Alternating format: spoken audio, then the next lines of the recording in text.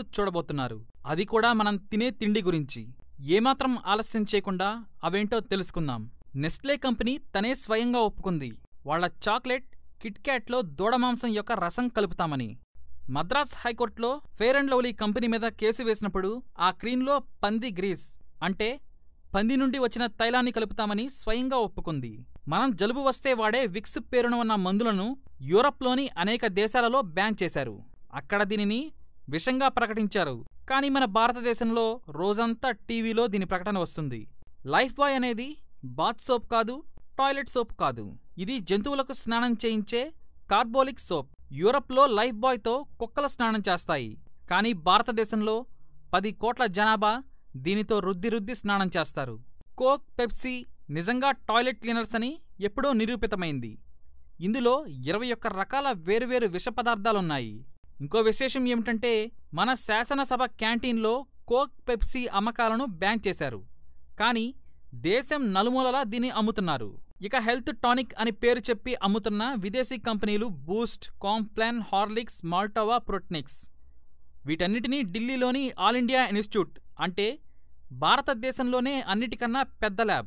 ఈ ల్యాబ్లో పరీక్షించగా తేలిందేంటంటే కేవలం వేరుశనగ పిప్పి నుంచి తయారవుతుందని.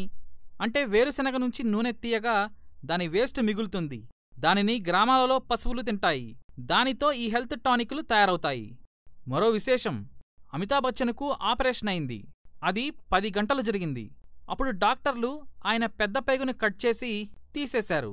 డాక్టర్లు ఏం చెప్పారంటే కోక్, పెప్సీ ఎక్కువగా తాగటం వల్ల అది కుళ్ళిపోయిందని చెప్పారు.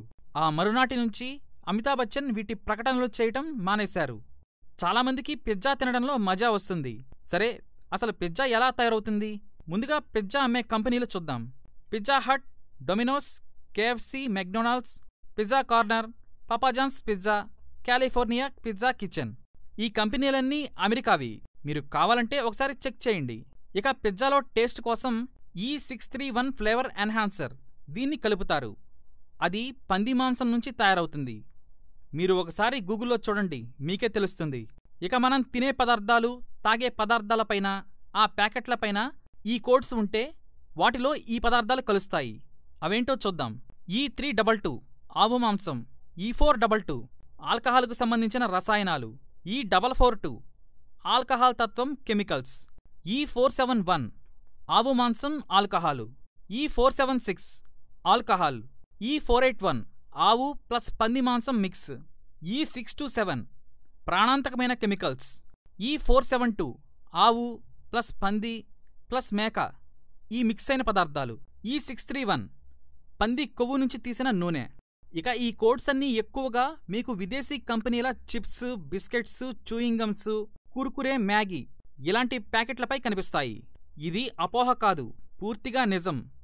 అయినా నమ్మకం లేకపోతే ఒకసారి గూగుల్లో క్లియర్గా సెర్చ్ చేసి చూడండి, మీకే అర్థమవుతుంది. ఇక మ్యాగీ ప్యాకెట్ పైనైతే ఇంగ్రీడియంట్స్లో చూడండి, ఫ్లేవర్ E635 అని రాసి ఉంటుంది.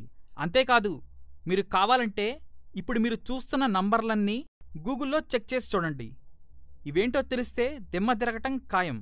భారతదేశంలో 121 కోట్ల జనాభాలో కేవలం 10% జనం 10 రూపాయల పళ్ళరసాలు తాగితే నెలకి 3600 కోట్లవుతుంది. కానీ మీరు కోకోకోలా, పెప్సీ తాగి 3600 కోట్ల రూపాయలను దేశం బయటికి పంపుతున్నారు. కోకోకోలా, పెప్సీ లాంటి కంపెనీలు ప్రతిరోజు 7000 కోట్ల కన్నా ఎక్కువ దోచేస్తున్నాయి.